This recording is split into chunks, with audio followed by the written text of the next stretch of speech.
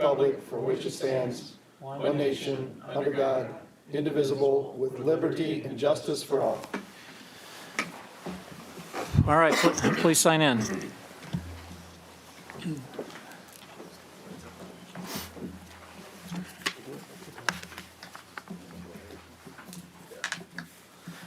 Five members present. All right, Ryan, any changes to the agenda? There are no changes, Your Honor. Move approval of the agenda as distributed. Second. All right, please vote.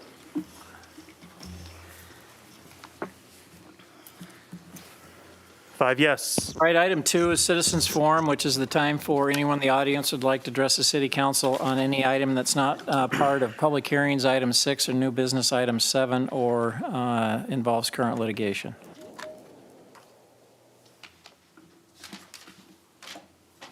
Okay, seeing no one, hearing no one, we'll move on to the mayor, city council, city manager reports. We'll start Greg Edwards with CVB. Welcome. Thank you. Tom? Evening, Mayor, Yeah. Council, City Manager, beloved guests, about the time of your life.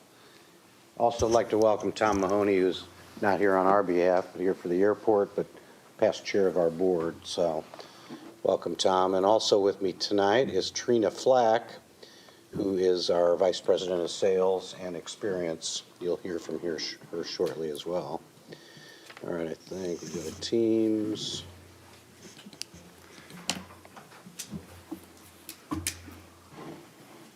Go to Share. Got it. Blue screen. So far, so good. PowerPoint. Yep.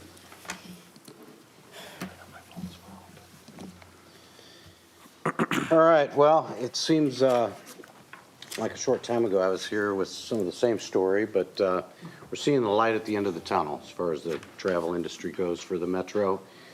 Latest count, 408 events either canceled or postponed during the COVID pandemic. Estimated economic impact of over $330 million in lost revenues. Our hotel motel tax, we continually monitor this on actually a weekly basis, but these are our monthly numbers. Still haven't received October numbers yet. But you can see it's been like a roller coaster, and it has been like that. The peaks are primarily caused by stuff that we've been able to bring in, sporting events, conventions, things like that. Still seeing a true lack of business travel in the metro area. But as many people across the country have told me, we're going to see a jump in that after the first of the year.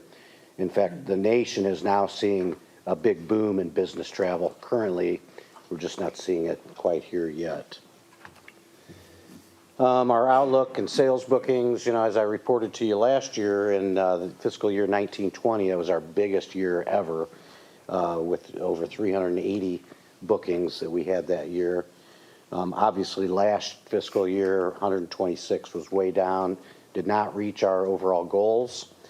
And this year, the board approved our goals a bit lower, set them at 220. We're currently at 59 events, conventions, sporting events. So we're on pace right now to hit that goal, and optimistic that we will. This is our year-end review, which I'm going to send you all via electronically tomorrow. It's actually a 2-pager. It'll give you a quick synopsis of the entire fiscal year, things that we brought in during the pandemic, and then things that we've booked into future years as well. But a pretty nice synopsis.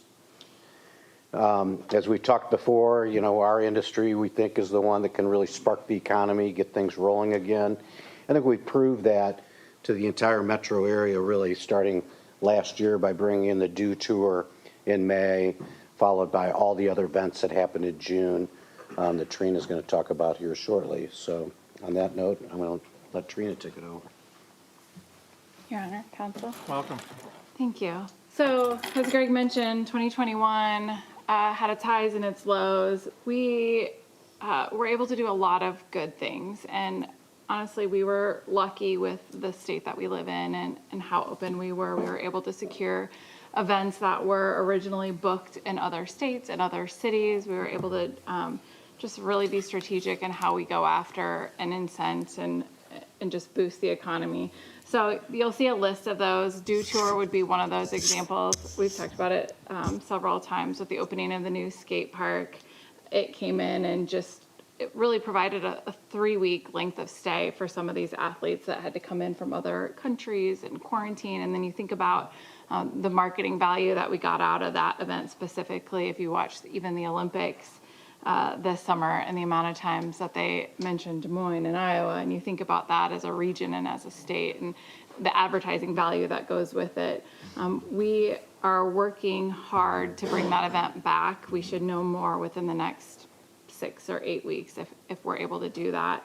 Ironman, we want to specifically touch on that, as that event was really made possible by the efforts of West Des Moines and the agencies here. Your team put in a significant amount of work. The athletes, we had over 3,000 athletes here and over 2,500 volunteers. Primarily the bike route came through West Des Moines. Hopefully you guys saw the positive impact of those people in our community. That 70.3 event, that length of stay was really the Thursday, Friday. Those people came in and left on Sunday after they, either Sunday or Monday, based on how they raced. But when we think about Ironman, those athletes, the median income is about $100,000. You think about the amount that it takes to own a good bike, have a trainer, all the things. Those are the people, that's why the importance is for our community, right? Those are the people that we want to come visit our community and shop in our stores, and the impact that they make. We'll host that event again in 2022, and will be a full distance. It'll be 140 miles instead of 70 miles. And we're going to be the North American Championship. So we're looking at ways of what that route is and how do we impact the community even better, and the marketing pieces that go with it, and what are the side events that we can do. So it'll continue to, you'll see some more of that in a positive light. World Pork Expo made its return in June as well. That's an event that's held at the Iowa State Fairgrounds, and they stay in hotels throughout the metro.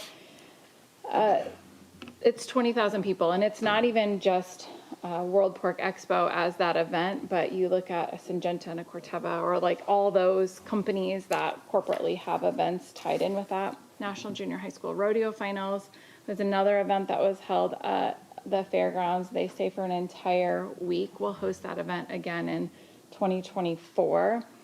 USU Soccer President's Cup, that's a national event. So those teams of all ages, there's one team from every single region that qualifies, and it was held at County Soccer Complex, and there's a bunch of teams that stayed here in West Des Moines.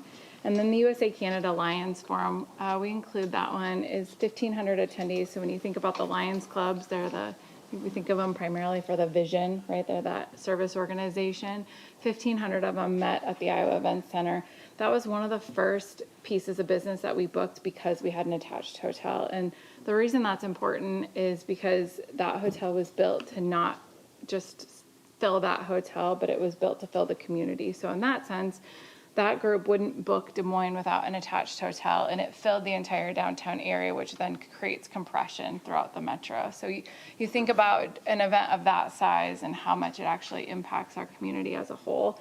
And then All Iowa Attack with the opening of the Recplex, that's going to be a primary tenant at the Recplex. But that event saved us in 2020. Blake Jensen, who's out of Ames and has All Iowa Attack, he is really one of the main reasons that we hosted the Nike Tournament of Champions in 2020.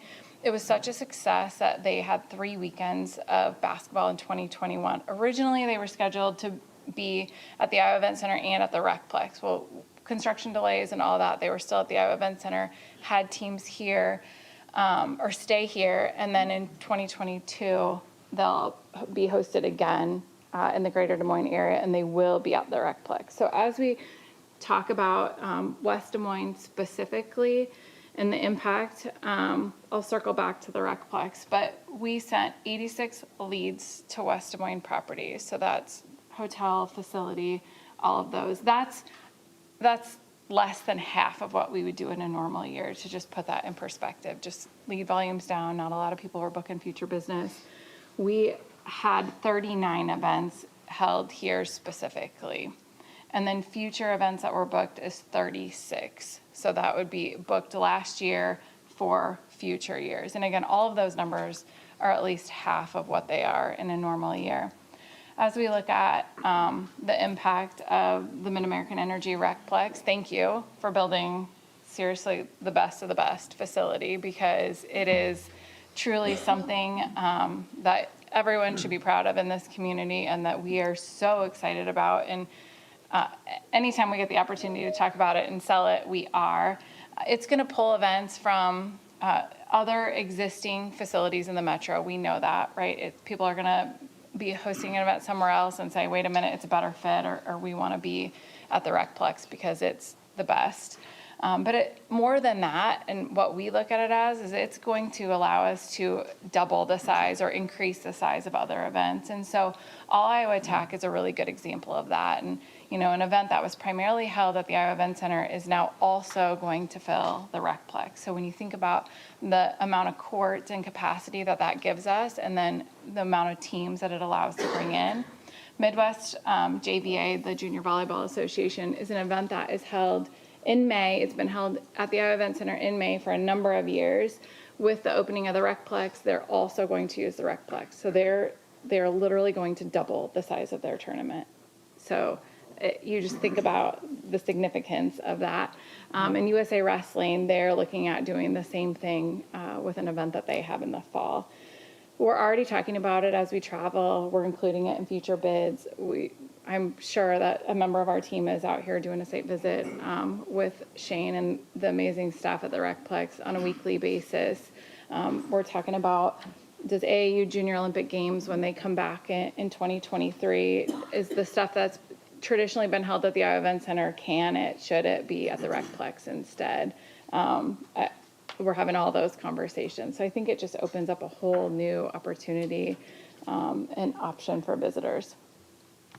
So as we look forward, state associations are meeting in person this fall. We are so appreciative of them. Corporate travel, as Greg mentioned, is still lagging, but we're hoping to see a return of that in 2022.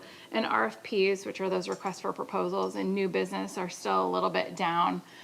Just because of all the rebookings that have happened in 2020 and 2021, as planners, if they were booked for Kansas City in 2020, now they're booked for Kansas City in 22 or 23. So it's just kind of pushing that process out a little bit. And sporting and ag groups continue to really hold strong and be our savior in all of this. But there's professional associations, the medical market. There's still some markets that aren't meeting yet. So we hope to see a return of that in 2022 as well. And we know that as we get into the rest of these winter months, we're going to remain a little bit slower. People are just not willing to take a lot of risks or start travel that they weren't, or put a new meeting on the books, just because they're kind of like, why take the risk at this point? So as we look for the future and what we're going to do to continue to fill rooms and boost the economy, we are back to attending in-person trade shows. 2 weeks ago, we were at Sports ETA, and we had people at Connect Faith, so religious in the sports market. We continue to make investments with all the major third-party planners, so Conference Direct, Merritt's Travel, formerly Experience, Helms Briscoe, all those major players. We do a ton of marketing and events where we can with similar cities. You think like in Omaha, Madison, Grand Rapids, like all of those peer cities that we can share resources with. We're doing that. We maintain our presence in Washington, D.C. and Chicago. We've got a technical office in Washington, D.C., which allows us to be part of several different events and organizations out there. And then we are continuing to push that medical and nursing insurance markets that are a little bit smaller pieces of business, but they're higher end. So, right, our hotels, if they can get 30 rooms at a $189, that's better than maybe more than that at a much lower rate.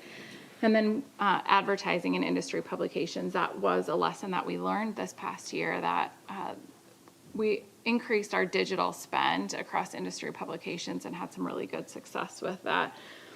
So that ties into the marketing team and the creative content that they have put out this past year is amazing. I would put our marketing team and that creative up against anybody. So pushing it out a lot digitally, some through TV, and then just a tiny bit in print. new marketing videos, and Catch Champions, which are our locals, which I really believe that our locals are going to be the ones to continue to increase that business and talk about us and share the word. New hotel materials, a new visitor's guide will come out soon, and digital planner's guide. And then we've shifted our partnership model to be more advertising assets, so people can do a la carte or a banner ad here versus just the traditional partnership model. So we've increased marketing revenue through that. With that, I'll turn it back over to Greg. Thank you, Trina. We have 123 partners here in West Des Moines. Published 14 different blogs, itineraries that feature West Des Moines businesses. That's another thing our marketing team did this year is we kind of scrapped, we've always been a membership or partnership organization. We still are. That's very important for us to keep that private sector dollars. But when people call us and say, where's the best cheeseburger in town, we'd have to look at our restaurant list and pick one. But now we can tell them it's Kelly's Little Nipper or, whatever we feel. So we've done all these different blogs, non-partners and partners as well. Got a ton of those up on our website, along with a whole bunch of new videos and what have you too. We've done a bunch of staycation things all through the COVID thing. Obviously had a lot of support from your partners and hoteliers out in West Des Moines as well. Best Pizza in Greater Des Moines, Taste of New York Pizza, Best Boutiques, Hinge, and Active Endeavors as well. Big events coming in next year, so a lot rosier picture next year. Hopefully we'll be standing here a year from now cheering all the great business rolling in here. Trina mentioned a bunch of these that will be potentially coming out to the Recplex as well, but we're also hosting another USA Swimming Tier Pro Series at the YMCA downtown. She mentioned World Pork. State Games of America will be hosted here between here and Ames next year. That was a joint venture by the Iowa Sports Foundation and the Iowa Games. That was actually supposed to occur 2 years ago. That got postponed. Farm Progress Show is back again this year. We talked about the volleyball championships. Indy Car Racing Series in Newton has a huge impact on us. USA Gymnastics is happening, championship series here. Ironman, she mentioned. Nursing Organization Alliance. You can see the rest of the list there as well. Big things are happening in the metro, as you guys all know, and you're a big part of that, whether it be the Mid-American Energy Complex. And again, kudos to all of you for your support with that. The new skate park, the new Grimesplex that's underway, moving dirt right now. Central Iowa Water Trails, a lot of backup with that. And again, you guys have done an awesome job being a partner of that and what you've done with Raccoon River Park and your water systems out here in West Des Moines. The new Buck Stadium at Merle Hay Mall, the USL Soccer Stadium downtown. It's getting a lot of legs. I think we'll see that coming to fruition here this year, at least in the beginning stages. The Des Moines Public Schools Drake Stadium concept is sure to happen. And then Johnston's new announcement of their Ignite sports facility, which will be a little bit different than what you have here, serving kind of a different need as well. They'll have an indoor track, Olympic-sized track, and some things like that. So with that, we still were able to bring in over $54 million in economic impact last fiscal year of events, conventions, and meetings. So happy to answer any questions, take your comments. Thanks, Greg. And Trina, any questions? I've got a question. Greg, thanks for all you do, and Trina as well. Really appreciate it. All the business you bring in here, all the conventions and sporting events and all that stuff. What can we do as a city to help the region and help the city bring in more conventions, more events and whatnot? I mean, we built the Recplex, that's obviously helped. But are we missing something? Is there something that we can work on building here that would help bring in more conventions and more business, more events to specifically West Des Moines and also help this region? Is there something you see that we're missing? I think you just did one of the major hurdles. When you and I met 3-4 years ago, Yeah. we talked about West Des Moines really never had a facility for us to be able to bring stuff in here. Is the time now and I know you've looked at conference centers and things of that nature. I'd say that's a strong possibility to look at in the future. Okay. You have such a great corporate base out here, and now you've added the sports base, and now with the new suite golf situation. I mean, those things are huge. It's like another Jordan Creek. It's a niche market, but you got a lot of great things happening, so congratulations. Thank you very much. Great. Thank you for all the work that you're doing, and thank you for your presentation as well. I think sometimes we learn from what we don't get. So what are some bigger events that we have bidded for, we have crossed our legs and feet and toes and prayed that we get them, but we didn't, and for what reason? So, There's probably a bunch of those that we could name off. just a few. But so many of them, that's our life. I mean, we go after groups, maybe 4 or 5 bid cycles till we actually get them. I see. So there's I think a good example, runway. Renee, is the NAACP convention that we've bid on 3 different times, and we continually lose, but we'll stay on it, We got their attention, we've had their board here. Yeah, I And we've remember done that. everything we can. I don't know if any other big ones come off the top of your head. So we just lost United Postal Managers. It would be an example of that. And we lost it because we're not big enough, right? I see, We just aren't, I we're see. not Denver. So there's a handful of those. We'd be happy to share a lost report of we didn't have enough rooms within walking distance. We aren't diverse enough. We Okay, don't have that's the the mountains. NAACP. There's a lot of those, but we'll continue Okay. to go after them. Well, it's just helpful to know if there's trends and why the denials, so that if there's something we can do. I mean, we've got great stuff going on.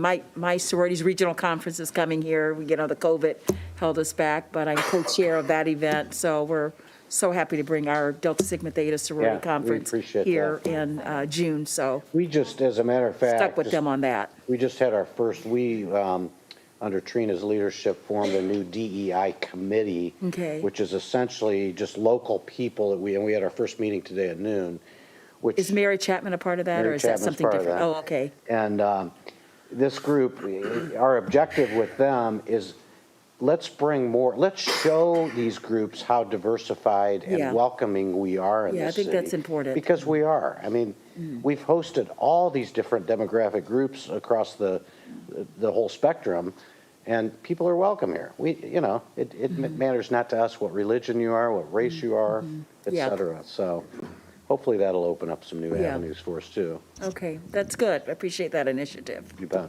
All right. Just quick, Mayor. Thank you for the presentation. Thank you for the referrals. I appreciate the slide that showed the referrals that you're making here to our community. And I know you probably don't have it tonight. Maybe I'll follow up with our good liaison to the CVB. But I'd love to just get a sense of kind of how those numbers are in context to the Metro generally. So maybe that's something we can follow up with you on. Sure. Okay, thank you. Yeah, and so as the liaison to the CVB on the board, it was our privilege in West Des Moines to host the board meeting last week or 2 weeks ago at the Recplex. And so we had all the different folks from all around the Metro come to the Recplex. And I would say they thought it was above average. If not downright excellent. No, they thought it was amazing. I talked to several folks from different communities, from Pleasant Hill, from Ankeny, from the business community around, and some of them hadn't seen the Recplex yet, and they thought it was magnificent. And so what my favorite part is hearing about what you all are doing at Catch Des Moines, coupled with the amazing work that Sally and Shane and Dave and Ryan are all doing with the Recplex, working together to bring more events to West Des Moines. So I just wanted to say thank you for that, because I know you all are working hard, just like our team is working hard. And when we work together, we can do fantastic things for West Des Moines and, of course, the entire metropolitan area. So just wanted to say thank you for coming out, and great idea to hold the board meeting there so everybody can say, hey, This place is pretty cool, and West Des Moines is best Des Moines, as we like to say. Little pride. We're going to start some arguments here. No, it's all good. Anyway, thank you for being here, and thank you for sharing. Trina, thank you for sharing the stats. Greg, thank you for sharing the stats. We appreciate it. Thank you for being a very engaged board member. That's, I think it helped all our relationships a Yep. lot, so we appreciate you too. Thank you. Okay, we also have some folks here on the Airport Authority to give us an update. Sounds like there's some exciting things going on there. And we all recognize how critically important that airport is to us for business and quality of life. Thank you, Mr. Mayor, members of the council. I'm Clint Torp. I'm the Director of Operations for the Des Moines Airport Authority. Kevin Foley sends his best. He's unable to be here tonight due to recovering from a surgery, so, but he's doing well. So. It's on the screen. Oh, okay, And so if you just perfect. use the arrow key to scroll it. Thank you very much. All right. Well, as many of you know, the Des Moines Airport is the state's largest airport in Iowa and serves as a regional hub for commerce, both enhancing economic development and quality of life for our entire region. As Iowa's airport, as we like to call it, Des Moines accommodates 65% of the state's commercial traffic and 50% of the state's air cargo traffic. The airport operates independent of the city of Des Moines as an airport authority. We do have our own 5-member board of directors and receive no taxpayer support for our operations.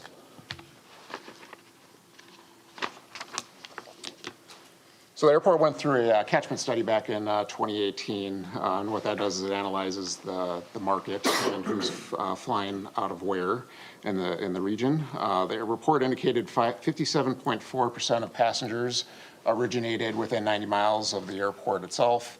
At 42.6% of the passengers utilizing the airport came into Iowa from other locations. So obviously supporting tourism, hotels, dining, entertainment, and spending money in our regional communities.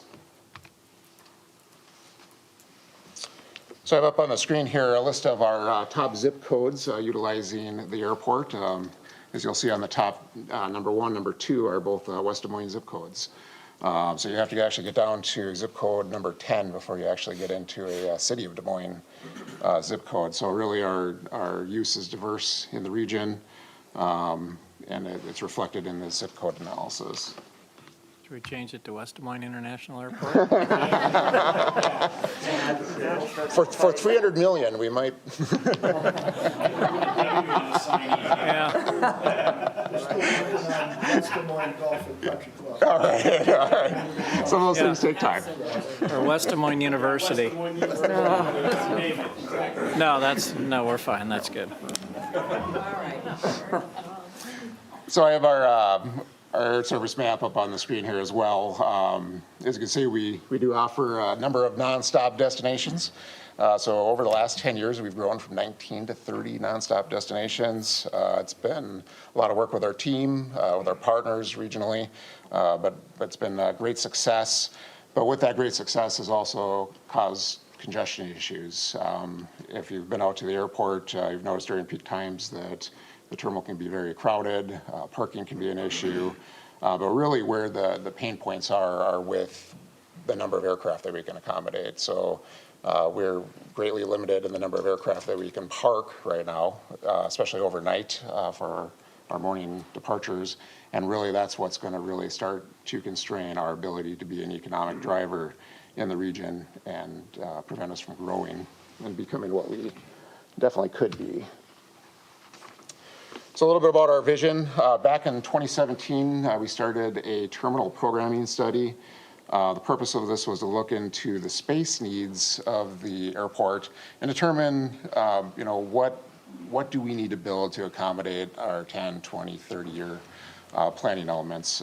We had already hit our 2030 planned capacity back in 2019 before COVID hit, so we're already running 11 years behind, excluding any future growth that's before us.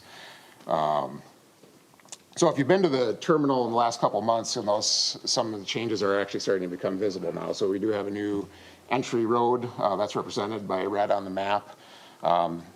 Next year will be completing the purple section, so that's phase 2. Be a new loop entering into our parking complex. We have a new parking garage that is going to be coming in 2023, starting construction.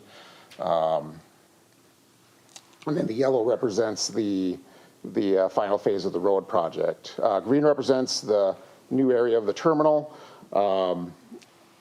Overall, this vision or this plan for a new terminal facility would increase the capacity for parking aircraft by 50%. So it'd be a pretty significant increase to be able to meet the demands currently and into the future. So just always nice to have a couple pictures, so I'll throw these on here. So a rendering of our new entrance. We have some artwork that'll be going up here in the next month. That's courtesy of the Greater Des Moines Art Foundation. So obviously this is like the first view that people coming to our region are going to see when they leave the airport. So it's really trying to represent the Greater Des Moines region. This is our a rendering of our first phase of a new roadway. You can actually come and see this in person if you're interested in doing so.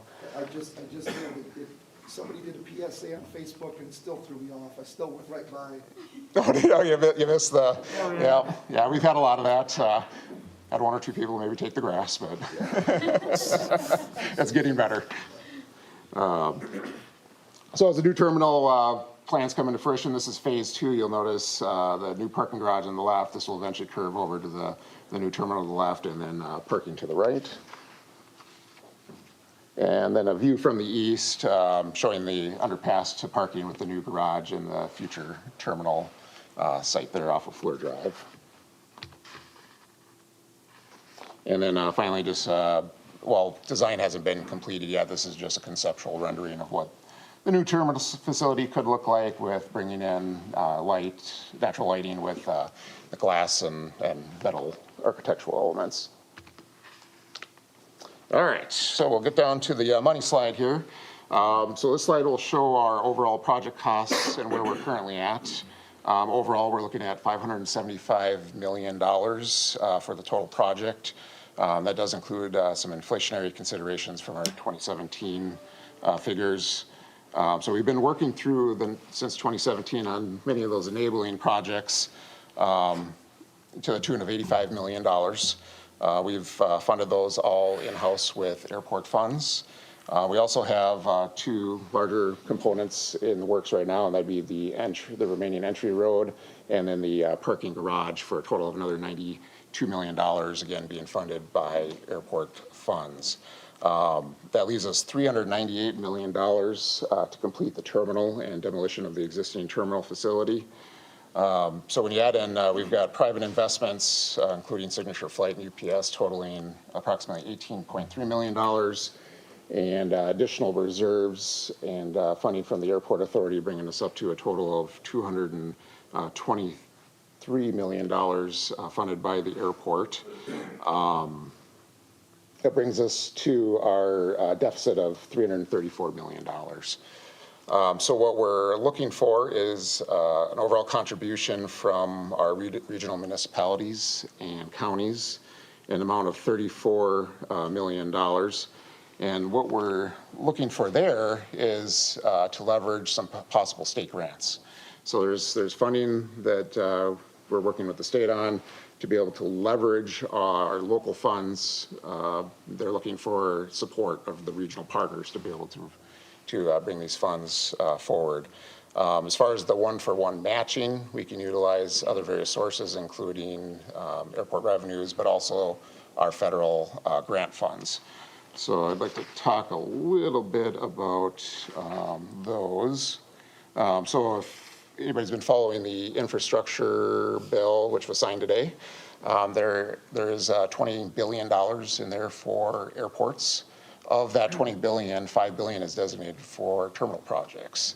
So this is a really unique opportunity for us to really hopefully leverage this federal money, the possible state money, our remaining local money, with the support of our regional communities to be able to bring this project to fruition.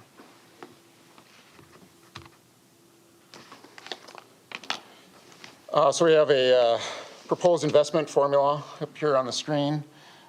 This is based on populations of the regional municipalities as well as the counties surrounding Des Moines.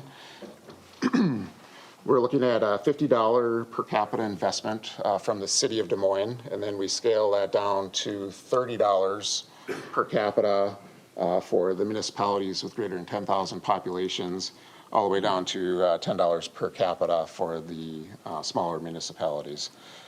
So what we're proposing is this investment over 4 years, although the timeframe doesn't matter as much of really is getting the support of the communities, again, to really leverage that state funding and be able to push this project forward. So for West Des Moines, the ask at $30 per capita would be just a shy over $2 million spread over the 4 years. As far as project timelines go, assuming we can get the funding moving, we're positioned to begin design of the terminal in 2022. We have the construction of the new parking garage and the final phases of the road from 23 to 24. Based on design timing, it's conceivable we'd be able to begin construction in 2024 and conclude by 2026. And that would be in line with some of the ARPA funds and infrastructure funding that would be lined up to make this project happen. So in conclusion, we're looking for West Des Moines support along with the rest of the regional communities. It's really, again, this project is about enhancing the region. The airport obviously is a huge economic driver, and really need your support to be able to move it forward. And if I could, I'd like to bring Tom up here for a couple words. Welcome, Tom. You bet. Good to see everybody. Thank you for your passion and commitment to the residents of West Des Moines. I am one of them. I currently serve as chairman of the board of ITA Group, which is, I've spent the majority of my career in the travel business. So my interest in the airport is due to my knowledge and appreciation for how important this infrastructure is to any thriving community.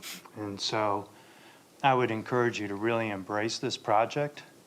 It is, it's been measured to be one of the top 5 infrastructure assets that any community can have. When you think about what Clint highlighted, we're looking for $34 million to leverage $300 million from state and federal. So when we think about investments, you know, that's an 8.8 times ratio as it relates to being able to put our money to work.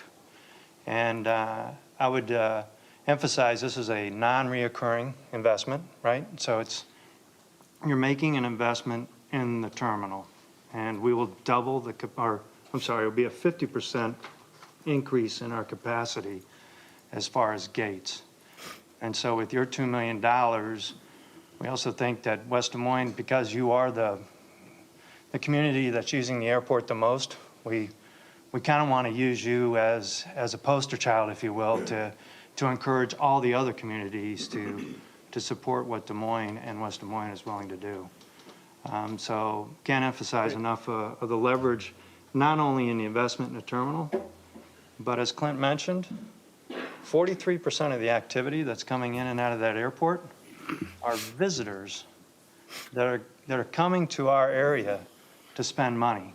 And so from a hotel motel tax standpoint, it's going to have a positive return on investment from that perspective as well. So ideally, if we could, we'd like to try to get as many of these commitments completed in December. We know it's going to bleed into January. Sure. But if we're going to get this project up and running and completed by 2026, we need to move now. We get that. Tom, is on F&A, Finance Administration Yes, Committee?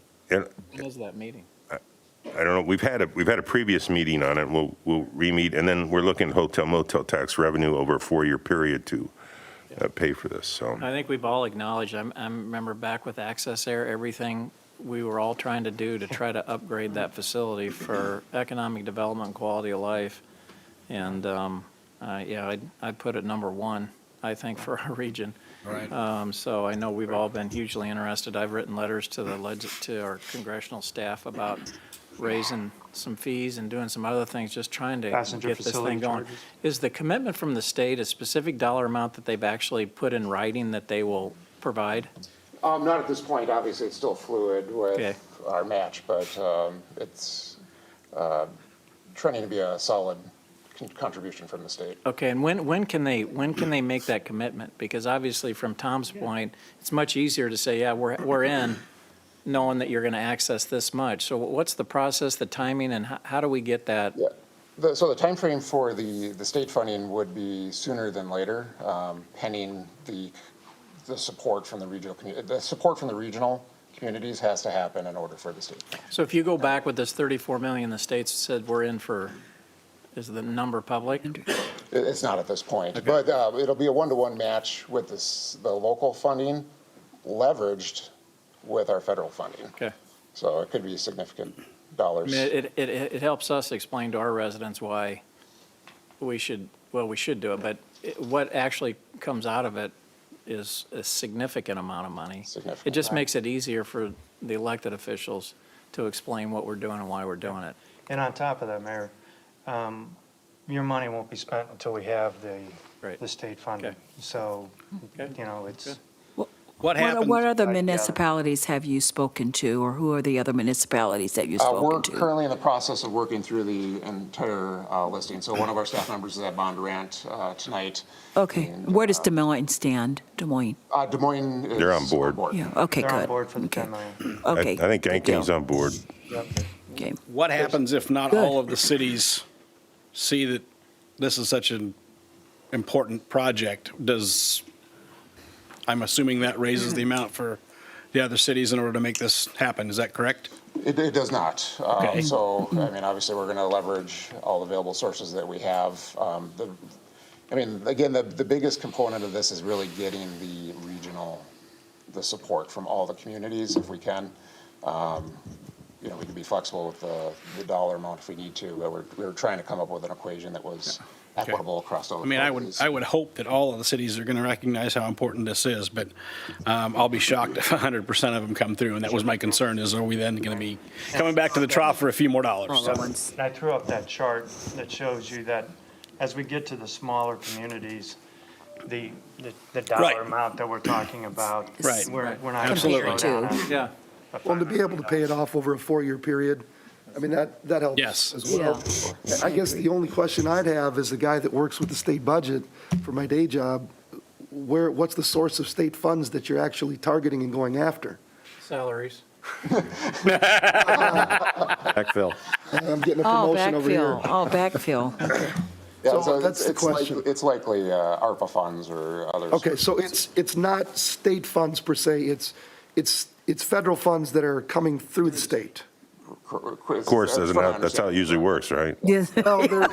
Well, These aren't existing dollars that are going to have to be, these are new dollars. okay, that it's are- not, you're not coming to the infrastructure fund of the state, the RIF fund, and asking for funds out of there, Correct. or state general fund dollars to the surplus, or anything. From my understanding, that's not the case, but I couldn't say that wouldn't be the case. Okay, We'll verify. Keeping his options open. okay.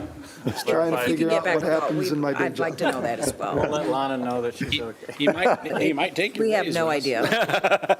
I appreciate the data you've given us. Like Greg shared in the slide before, you guys showing the number of residents here in West Des Moines. It's really helpful to see. I also appreciate your point, Tom, about it's a non-recurring Yes. obligation. And you mentioned in response to Russ's question that it's likely to be ARPA funds. And this seems to me like this has all been something you all have been working on for quite some time. And with the infrastructure bill in DC having been signed today, it seems to me like maybe there is a additional pot out there. And so I guess what my question is about is, let's say some of that $5 billion you're talking about that goes towards terminal becomes available in some method to our community here.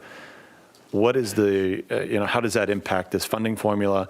And if you meet your obligation and we've made a commitment, how does that impact our commitment?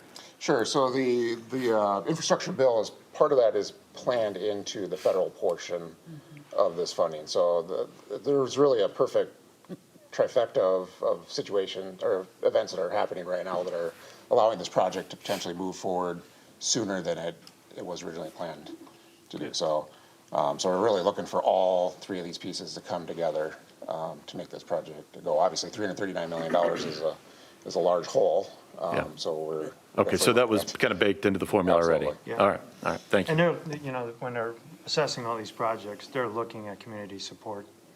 Yep. So Right. they want to see Sure they are. that investment. Well, we can get you an answer in December. That'd be great. Yeah. Appreciate it. Yes, thank you very Thank you all much. very much. Makes sense. Thank you. Thank you. Okay. Appreciate the presentation. Council reports, Matt. Thank you, Mayor. Just a few, and I know we've got a few more things to go through tonight, so I'll be brief.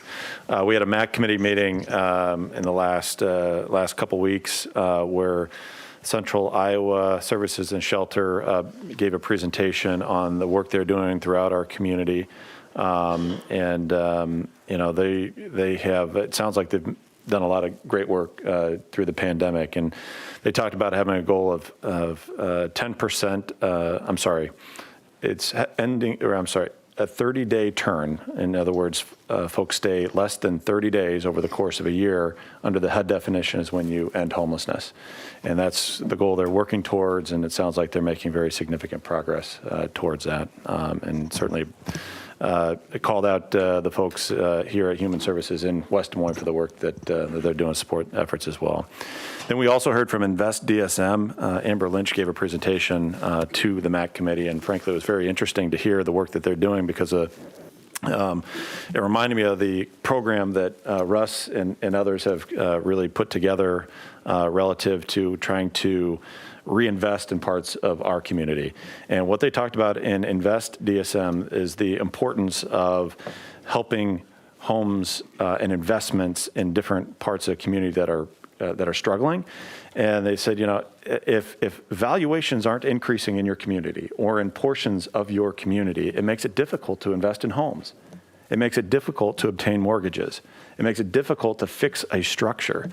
And so they're really concerned in various parts of Des Moines about how do we get values to appreciate on the pace with inflation so that owners are able to build equity in their homes. And so that home ownership is a wealth building proposition and to make an area a more desirable place to live. And they talked about how when people are outside and investing in their homes in different communities and neighbors see that, it triggers folks to invest in their homes.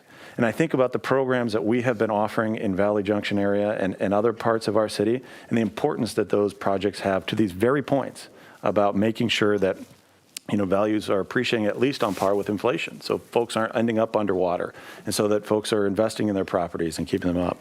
So it was, and they talked about the Franklin area and Des Moines, Columbus Park and Oak Park and the Little Italy area and how they have put together these programs to invest $50 million over 10 years.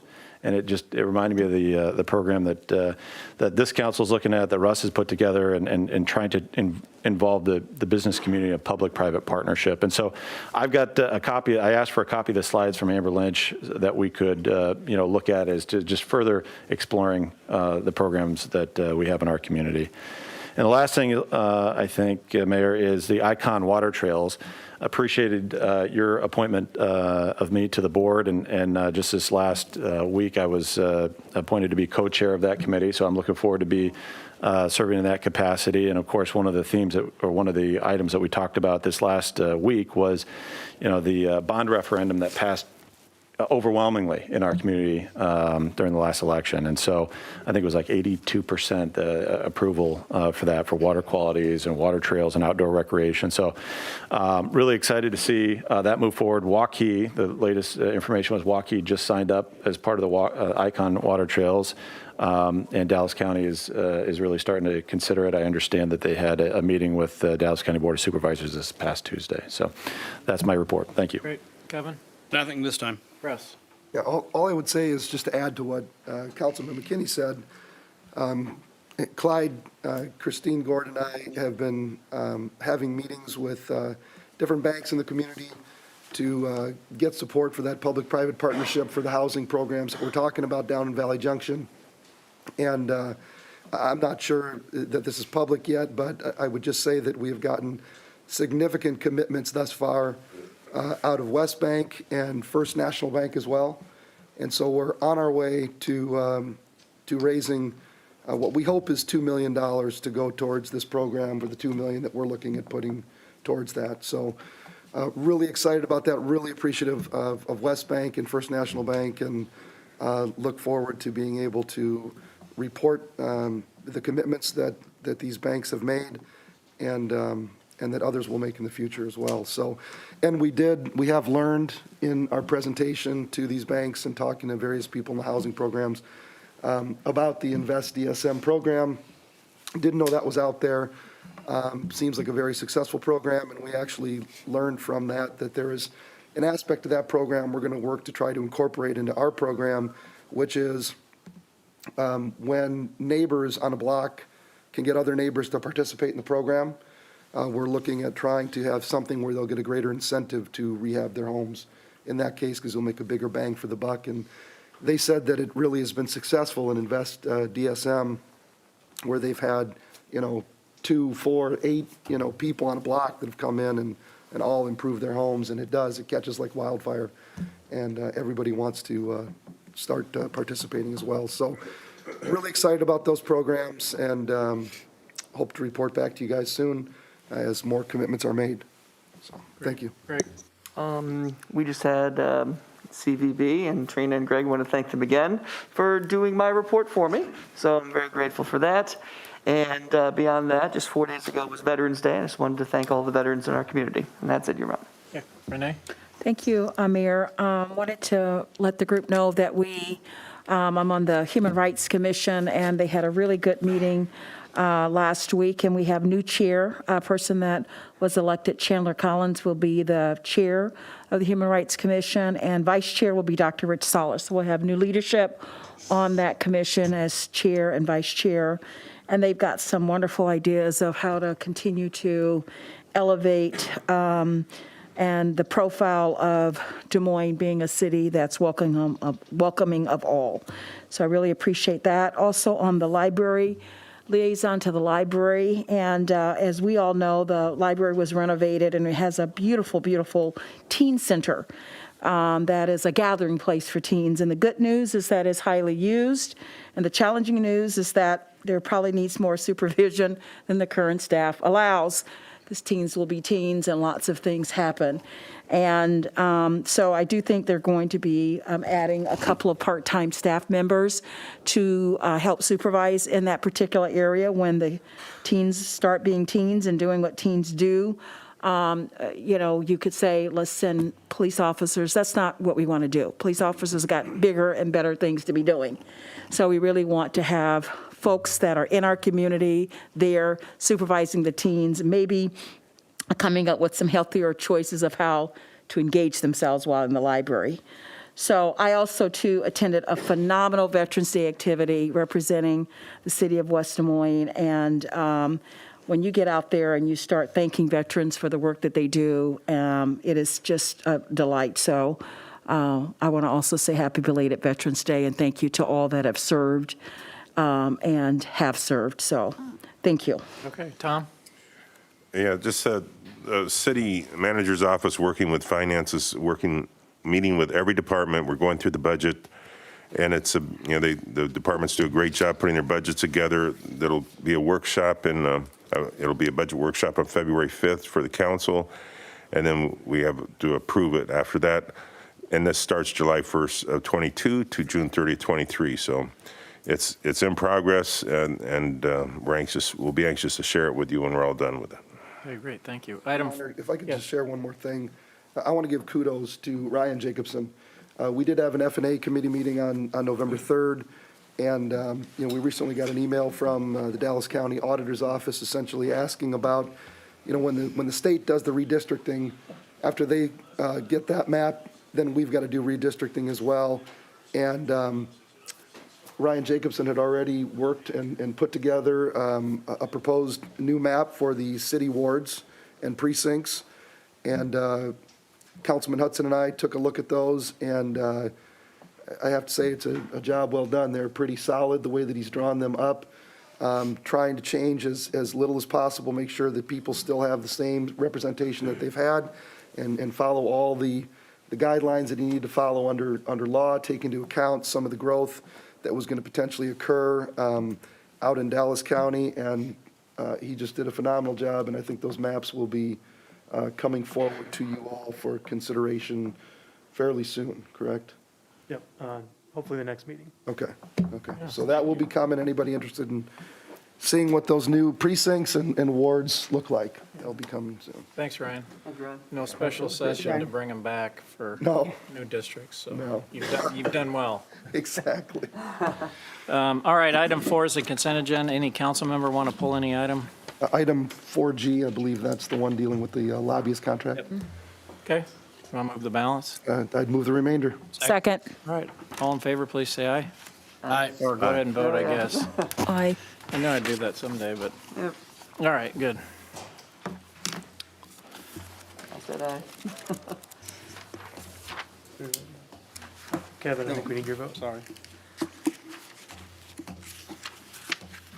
5 yes. Okay, 4G is the motion to approve the contract for lobbying services with our existing lobbying firm. Yep. 4G, typically I abstain on this vote just because of the nature of my day job, and I know everybody that ends up putting in an RFP for this and just try to stay out of it. But the reason that I'm pulling it tonight is I'm going to ask to make a motion to defer on this until our next meeting, because I've been getting some questions from various individuals on the council about the contract, and so I just want to take a time out, get some time to maybe bring that through F&A and get some questions answered, then bring it back. Okay, we've got time. You want to move the Yep. continuance? Second, Yep, I would just move, we defer to the next meeting. second. All right, please vote.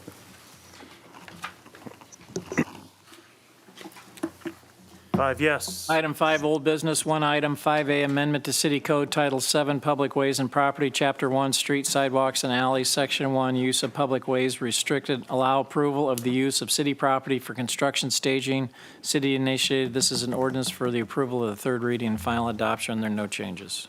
Move for consideration of the third reading? Second. Questions or comments? Okay, please vote.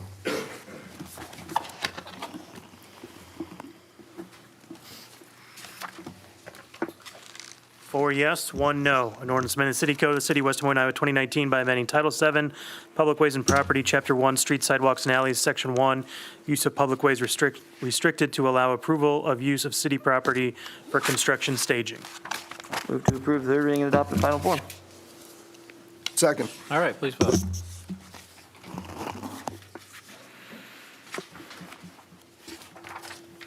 4 yes, 1 no. All right, item 6, public hearings. Item 6A, this is the time and place for a public hearing to consider Jordan Ridge, northwest corner of Boonville Road and South Jordan Creek Parkway, establish the plan unit development to govern development of single-family and medium-density residential initiated by Jordan Ridge LLC. Ryan, would you please read the date the notice was published?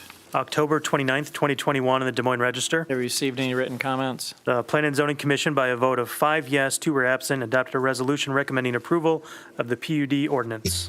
All right, now would be the time for anyone in the audience who'd like to address the city council on item 6A, and I'll first start with anyone physically present in the council chambers, and then we'll see if there's anybody on the phone. Okay, seeing no one in the council chambers, is there anyone on the phone that wants to address the council on item 6A? Okay, hearing no one, I'll declare the public hearing closed. It's an ordinance for the first reading. This has come through planning and development on a couple of occasions. It indicated there's no outstanding issues. Brian put some additional information on our dais tonight. I didn't get a chance to read it, but I'm presuming that this doesn't create any additional issues. It's maybe just more clarification.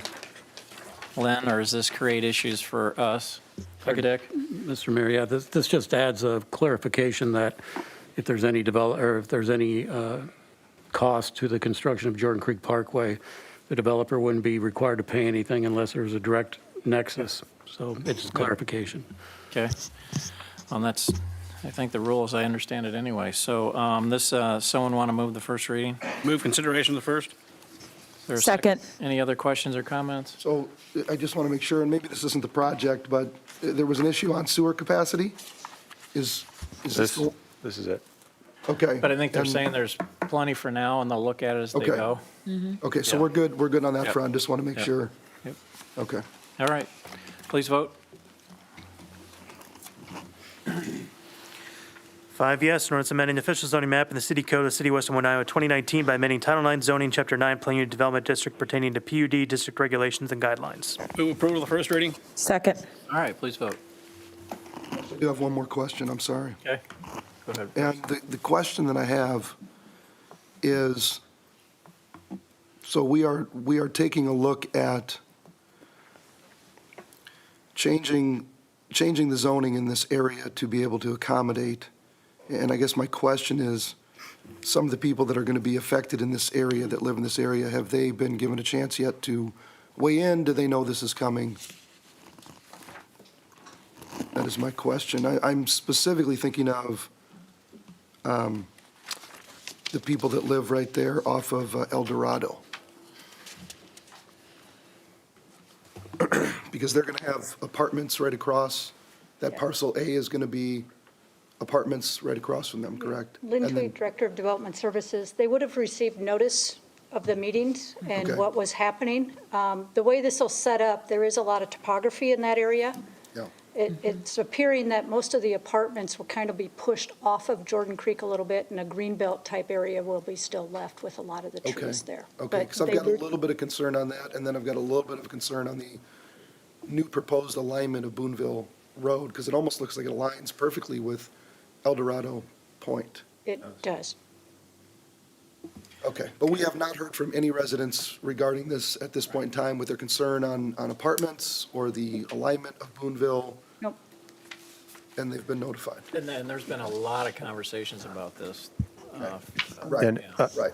I'll add, this came, yes, this along with, I'll call it the super block, came before development and planning at least twice, if not multiple times beyond that.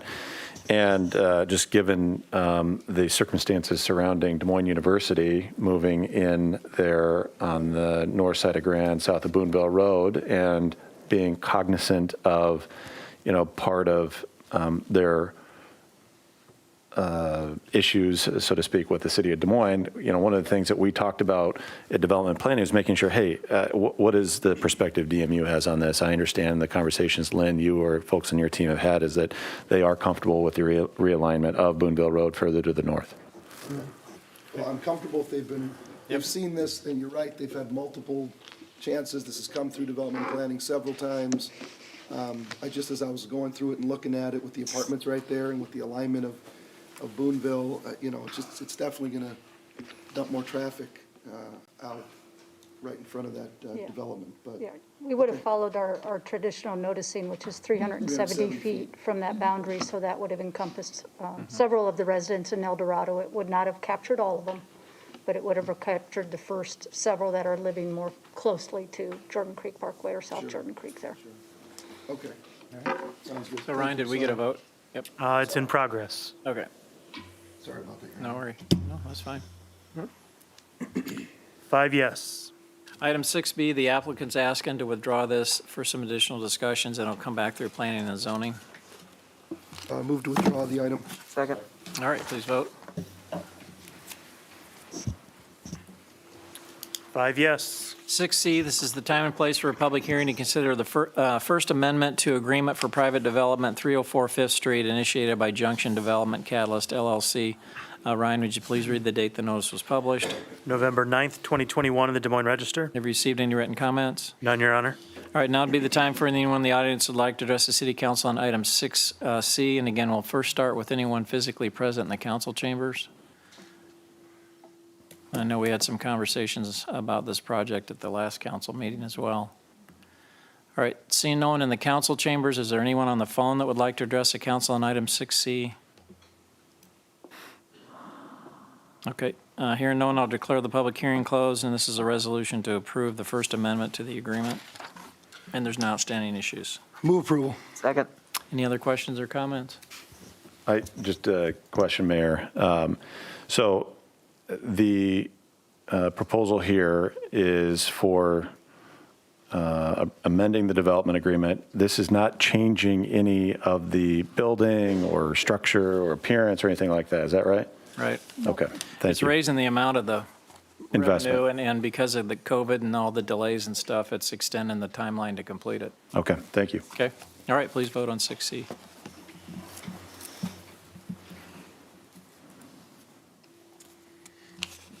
Four yes, one no. Okay, item 6D, this is the time and place for a public hearing to consider First Amendment to Agreement for Private Development Upper Story Housing Program, 304 Fifth Street, initiated by Junction Development Catalyst LLC.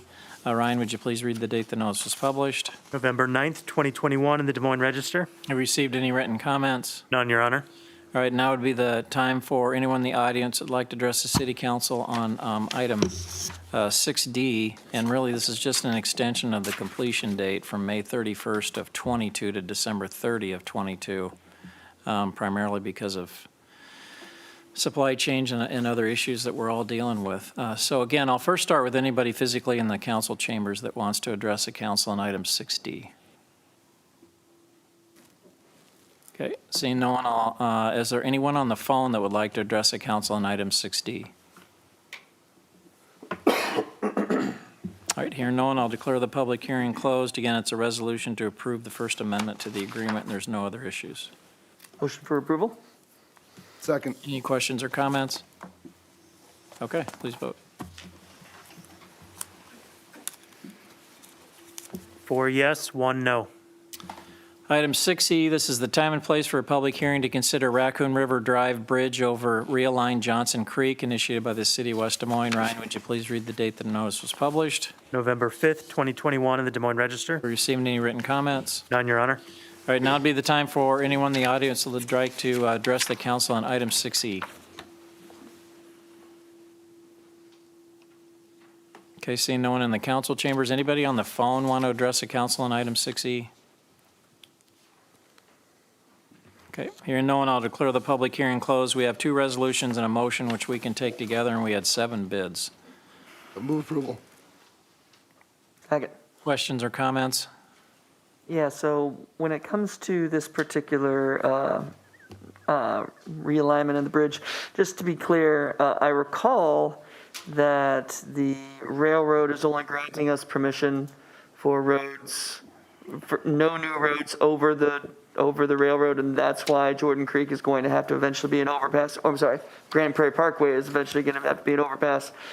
Is that still correct? I didn't know if the railroad had made any changes to what their rules were for future crossings. Brian Hemesas, city engineer, that is correct, but this bridge is not that bridge. This is the one going over. Oh, certainly, yes. Yeah. I was just saying, earlier in the report it mentioned, and I was Yes. wondering, for an adjacent issue, if that overpass still has to happen because the railroad is not granting any authority for any more straight across. That's correct. Okay. Very good. Thank you. You bet. Okay, thanks, Brian. All right, if there are no other questions or comments, please vote on 6E.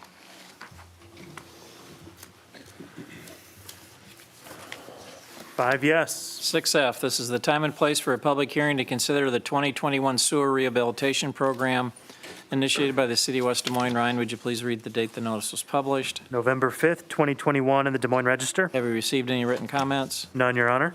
All right, now would be the time for anyone in the audience who would like to address the city council on item 6F. And again, we'll start with anybody physically present in the council chambers. Okay, seeing no one, is there anyone on the phone that would like to address the council on item 6F? Okay, hearing no one, I'll declare the public hearing closed.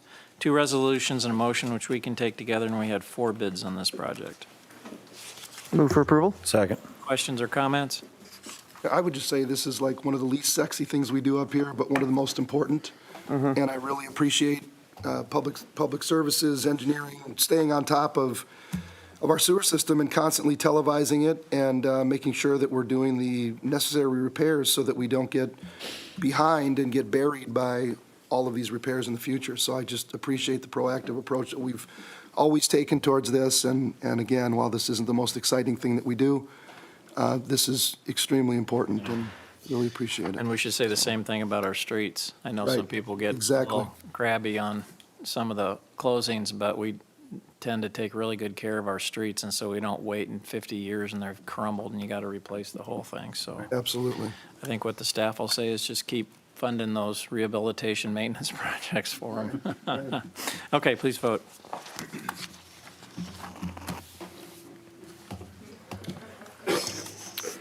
Five yes. Item 7A, new business for terrace storage buildings, 525 South 11th Street, approval of a major modification to allow construction of 2 storage buildings, approximately 5,888 square feet in total. Jason Klocko, this is a resolution to approve the major modification. There are no outstanding issues, and it came through Development and Planning Committee with unanimous recommendation. So move. Second. Questions or comments? All right, please vote. Five yes. Item 8, there are no items to receive, file, and/or refer. Item 9, other matters. Are there any other matters that any council member would like to raise tonight? I just want to publicly tell Councilman Trevilian, happy 21st birthday. Yeah. Back on November 6th. I had you a day early. My memory's not as good as it used to be.